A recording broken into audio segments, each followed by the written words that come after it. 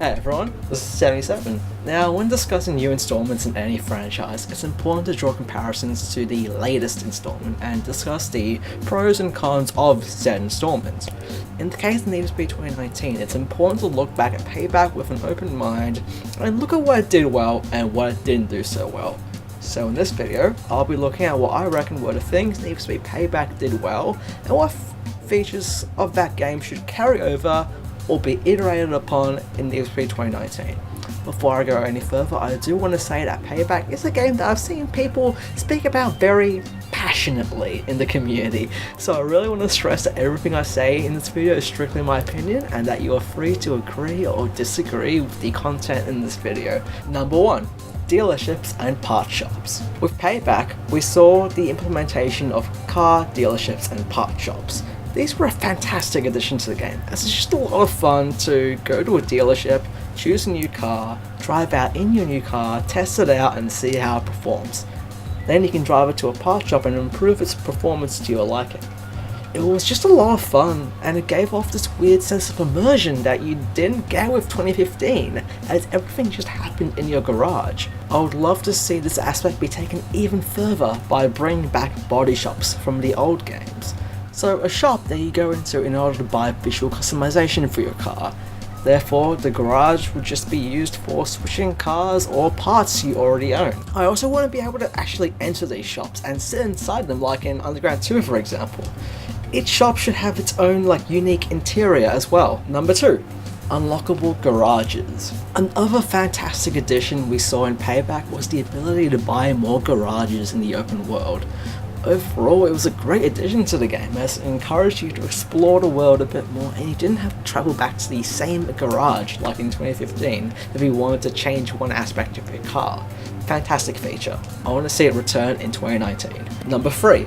Race barriers. A neat aspect from the past Need for Speed games made a return in Payback, and it was those blue barriers on the side of the road when you're in a race. They do a much better job at telling you where to go in a race than the racing line did in 2015 in my opinion.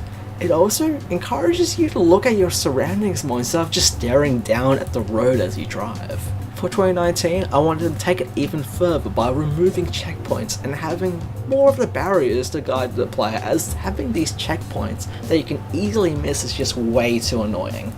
They should still be present in the multiplayer mode probably, but for single player, blue barriers all the way. Number 4. Single player focus. This one's a weird one for me to mention, and maybe it shouldn't be celebrated either, but Payback put things in the right direction, as unlike 2015, the game is fully playable offline, meaning you didn't need a constant internet connection to play the game, and as a result you are free to pause the game. I wanted to mention this at the end because I've seen a lot of talk about how Need for Speed 2019 needs to focus more on multiplayer, and while I agree that the multiplayer mode for Payback had a rocky start and could use more features, it definitely shouldn't be the main focus of Need for Speed 2019.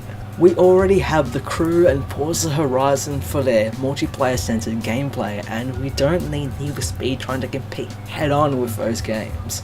Need for Speed should keep focusing on its best feature, the single player, and delivering a great single player experience that fans will remember for years to come should be the number 1 priority of Need for Speed 2019, I reckon. I could probably make a full video about this topic, but basically the single player mode should be the star of the show. That's what Need for Speed is known for, and I reckon that's what they should focus on making sure they nail, as that's the mode that people remember the most from these games. But anyway, that's all I wanted to talk about for this video. The purpose of this was to tell Ghost what I reckon Payback did well and what features should be improved further for Need for Speed 2019. I want to know what other things you guys reckon Payback did well in the comments. If you like my videos and want to see them as soon as they are released, then please subscribe. But other than that, thank you very much for watching.